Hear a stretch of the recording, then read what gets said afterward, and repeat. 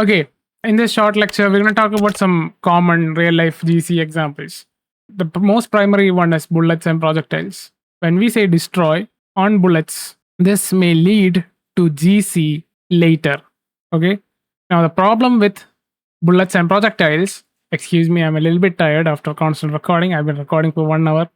The problem with destroying bullets and projectiles is there is too many of them. Too many of bullets or projectiles, depending on your game, that is. Sometimes it's not a big problem. GC essentially is not bad.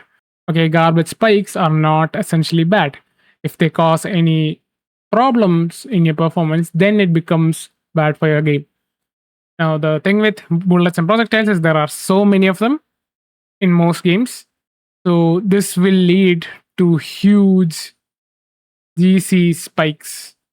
And one way around it is to use something called object pooling. Okay, this will require a separate video on its own. We will discuss a little bit on object pooling.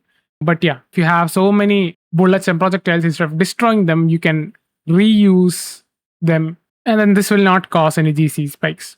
Okay.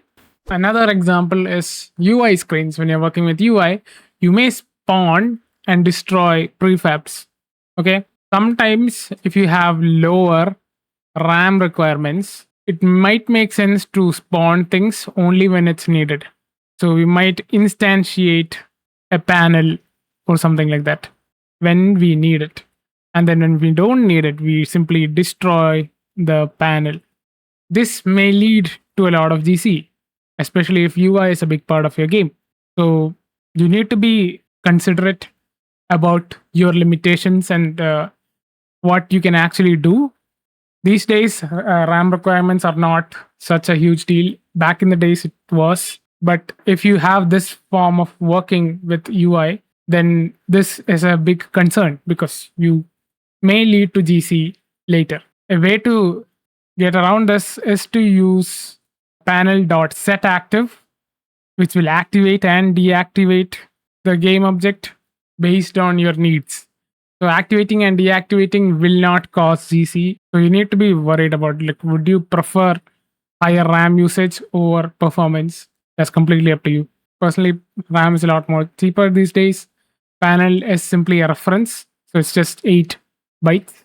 Panel might be still 8 bytes, but there's an actual object, the object side of it, which is the Unity side of it, which will be bigger than 8 bytes. So this will include the things like textures and everything.